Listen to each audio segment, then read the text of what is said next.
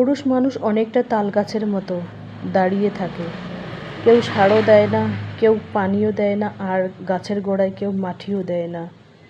আর কেউ কেউ বলে শক্ত করে মাটি আঁকড়ে ধরে দাঁড়িয়ে থাকো। ইউটিউবের কারণে স্বামী, সন্তান ও শখের সংসার ছাড়তে বাধ্য হলাম। ভাবিনি এমন দিন আমাদের দেখতে হবে ভাড়া বাসায় এসে। তো নতুন দিনে নতুন আরেকটি ভ্লগ ভিডিও নিয়ে হাজির আমি আপনাদের মাঝে। সাভানা, ভারতের ছোট্ট একটা গ্রাম শীতলকুচি জেলা থেকে বলছি। তো welcome back to my channel. আসসালামু আলাইকুম। তোমরা সবাই কেমন আছো? আমি আশা করি তোমরা সকলে ভালো আছো। আলহামদুলিল্লাহ আমিও ভালো আছি, আর আমার পরিবার পরিজনদের নিয়ে আলহামদুলিল্লাহ আমি ভালোই আছি। আর আমার প্রাণপ্রিয় কলিজা আপু ভাইয়েরা তোমরা সবাই কেমন আছো? আমি আশা করি তোমরা সকলে ভালো আছো। তো বরাবরের মতো না ব্লগটা আমি সন্ধ্যা থেকেই শুরু করে দিলাম। তো চলো ব্লগটা দেখতেই থাকো, আশা করি খুবই ভালোই লাগবে। ইউটিউবের কারণে স্বামী, সন্তান ও শখের সংসার ছাড়তে বাধ্য হলাম। ভাবিনি এমন দিন আমাদের দেখতে হবে ভাড়া বাসায় এসে। কষ্ট করে থাকতে হয়, এভাবে একটু নিজেকে ম্যানেজ করে নিতে হবে। কারণ দেখুন, আমি যে আগের চ্যানেলটা করেছিলাম ওটাতে আমার বাপের বাড়ির লোক, শ্বশুরবাড়ির লোক সবাই জেনে গিয়েছিল। এখন এটা চ্যানেলও আমার সব আত্মীয় স্বজন জেনে গেছে। জেনে যাওয়ার পরেই কিন্তু আমাকে খুব খারাপ লাগছে। আমি ভাবতেও পারিনি যে এমন দিন আমাকে দেখতে হবে। কারণ ইউটিউব করলে মানুষ অনেক কটু কথা বলে। ইউটিউব করলে নাকি মানুষ খারাপ হয়, দোজখ হয়, জাহান্নাম হয়, অনেক কিছু কথা কিন্তু মানুষ শোনায়। তো সেই কারণে আমি কিন্তু ফেস ছাড়াই আর কি ইউটিউবে ব্লগ করতেছি। হ্যাঁ, মানে ফেস ছাড়া আগে কিন্তু ফেস ভ্যালু নিয়ে করতাম, এখন কিন্তু আমি ফেস ছাড়া করতেছি। এই কারণে ফেস ছাড়া করতেছি, নিজের আত্মীয় স্বজনে কিন্তু আমাকে অনেক নানানভাবে আমাকে নানান কারণে আমাকে কষ্ট দেয়। সেই জন্য আর এই চ্যানেলটা কিন্তু জেনে গেছে, আরও আমাকে খুব খারাপ লাগতেছে। আমি মনে হয় এই চ্যানেলটা ছেড়ে দেব। কারণ ইউটিউবের কারণে স্বামী, সন্তান ও শখের সংসার ছাড়তে বাধ্য হলাম। সংসার ছেড়ে এসেছি একেবারে বিদেশে, গ্রামের বাড়ির সংসার ছেড়ে একেবারে বিদেশে এসেছি। কথাগুলো দু একজন বলছিল আমাকে ইউটিউবে ভিডিও করার ক্ষেত্রে, সেই কারণে আমি মন মেজাজ খারাপ করে চলে এসেছি হাজব্যান্ডের সাথে, যে কয়েকটা দিন আমার মন মেজাজ খারাপ, কয়েকটা দিন তোমার সাথে কাটিয়ে আসি। হাজব্যান্ড আনতে চাইছিল না, অনেক রিকোয়েস্ট করার পর কিন্তু আমাকে নিয়ে এসেছে। তো চলো ব্লগটা দেখতেই থাকো, আশা করি খুবই ভালোই লাগবে। ভাড়া বাসায় এসে এমনটা হবে আমি ভাবতে পারিনি। কারণ দেখুন, ওরা যেটা বাথরুম করে, আমরা যেটাতে করি, ওরা যেটা করে সেই বাথরুমটা খুব পছন্দের আমার। আর আমাদের জন্য যেটা আছে, ভাড়াটিয়াদের জন্য যেটা আছে, সেটা একেবারেই খুব নোংরা। আমার পছন্দ না, আমার ঢুকতেই ইচ্ছে করে না। এরকম পরিস্থিতি খুব খারাপ লাগে, কি বলবো আর। তো চলো ব্লগটা দেখতেই থাকো, আশা করি খুবই ভালোই লাগবে। বেশি জোরে বলতে পারছি না, কারণ কেউ শুনে ফেলবে। আর এই অ্যালোভেরাটা দেখতে পাচ্ছেন, এটা কিন্তু আমি চুলে লাগাবো। মুখে লাগানোর পর রেখে দিয়েছি চুলে লাগানোর জন্য। তো এই যে দেখুন, এখানে কাপড় চোপড়, ব্যাগটা রাখার মতো কোনো টেবিল নেই, কোনো জায়গা নেই এই চৌকিটা ছাড়া। এই চৌকিটাও কিন্তু যারা ভাড়া দিয়েছে এই রুমটা, তাদেরই কিন্তু।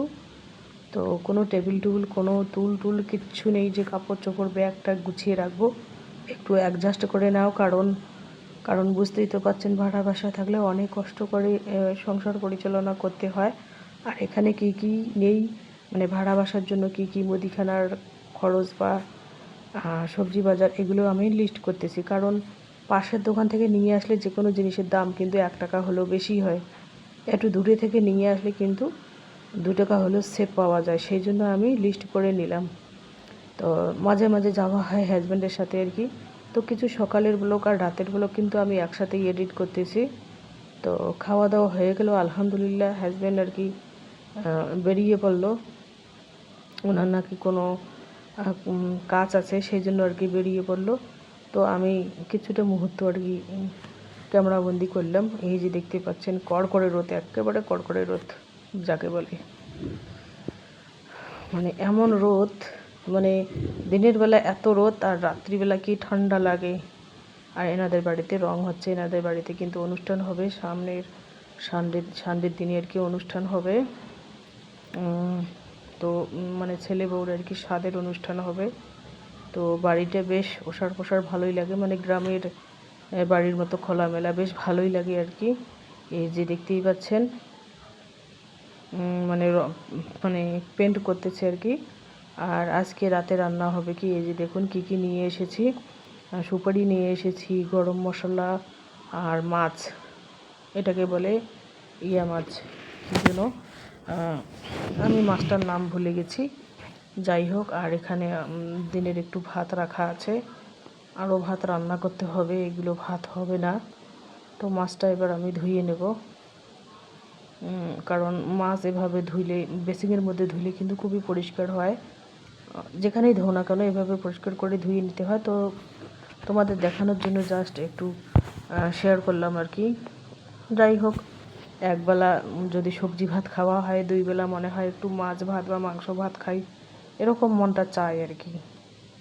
তো চলো, এইভাবে কষ্ট করে মানে করতে হবে, সংসারটাকে ম্যানেজ করতে হবে। এই যে দেখুন, টাকা যে জমানোর যে প্লাস্টিকের ভাতটা তো আমি বাড়িতেই ছেড়ে এসেছি। তো এখন 10 টাকা হোক, 50 টাকা হোক বা 20 টাকা হোক, আমার ওই ব্যাগের মধ্যেই সেভ করতে হবে, বাড়িতে নিয়ে গিয়ে তারপরে প্লাস্টিকের ভাঁড়ে ফেলতে হবে। যাই হোক, হাজব্যান্ডকে বলতে বলতে 10 টাকা 20 টাকা বা নেই, আমি ওই ওই 50 টাকা নিয়েছিলাম কিসের জন্য, যে আমাকে দাও, সাবান শেষ হয়ে গেছে, পান শেষ হয়ে গেছে, সেই জন্য আর কি দিয়েছে। তো ওখান থেকে দু একটা খরচ বাদ যাবে, যেটা জরুরি সেটাই নিয়ে আসবো, সাবানটাই নিয়ে আসবো, পান আছে, পান কিনবো না। তো কিছু টাকা আর কি সেভ হবে। এখানে দিনের ভাত আছে, আর এখানে ভাত বসিয়ে যে 1 গ্লাস চাল বসিয়ে দিয়েছি, বেশি দেই নেই, কারণ এই যে আলু সিদ্ধ দিয়েছি 2টো, আর রান্না হবে মাছ, ফুলকপি দিয়ে মাছের ঝোল হবে, আর কিছু হবে না রাতে। তো যাই হোক, আলু সিদ্ধ আমার খুব পছন্দের, নতুন আলু ভাতের মধ্যেই সিদ্ধ হলে আর কিছু লাগে না, ঘি দিয়ে ভাজা জাস্ট জমে যায় আর কি। যেখানে ফুলকপি ভাজা হচ্ছে, হাজব্যান্ড আর কি চলে আসলো আর কি, বাসায় চলে আসলো, ফোন করতেছে। তো যাই হোক, আমি রান্নাটা বসিয়ে দিয়েছি, এখানে ভাতগুলো রেখে দিলাম।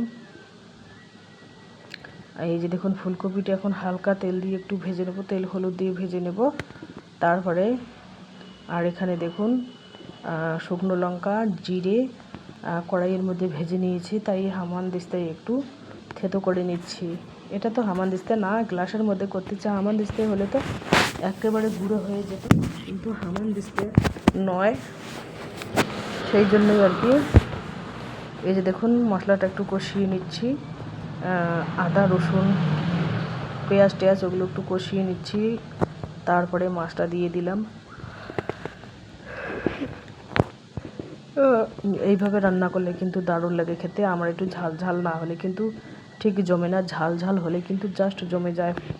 আর যতই ঝাল হোক, আমার কিন্তু 2টো হোক, 1টা হোক কাঁচা লঙ্কার বিশেষ প্রয়োজন। আমার ভাত খাওয়ার সময় 2টো 1টা কাঁচা লঙ্কা না হলে জাস্ট জমে না। কাঁচা লঙ্কা যদি না হয়, তাহলে শুকনো লঙ্কা 2টো 3টে ভেজে নেই, তাহলেই হয়ে যায়। আমার একটু ঝাল ঝাল না হলে জাস্ট জমে না আর কি। এবার আমি ফুলকপিটা দিয়ে দেব। একেবারে ফুলকপিটা কড়কড়ে ভাজা করিনি, একটু হালকা ভাজা করে নিয়েছি। আর এই যে দেখুন, ভাত অলরেডি হয়ে গেছে। তো চলো, আজকের ব্লগে পর্যন্তই। ততক্ষণ তোমরা সবাই সুস্থ থাকো, সাবধানে থাকো, টাটা, আল্লাহ হাফেজ। এই যে দেখুন, টকবক করে ফুটে উঠতেছে। এখন একটু শাহি গরম মশলা ছড়িয়ে ছিটিয়ে নেমে দেবো। ধনেপাতা তো নেই, হাজব্যান্ডকে বললাম যে ধনেপাতা না নেই, তো তাড়াহুড়ো করে চলে আসছিলো, ধনেপাতাও নিল না।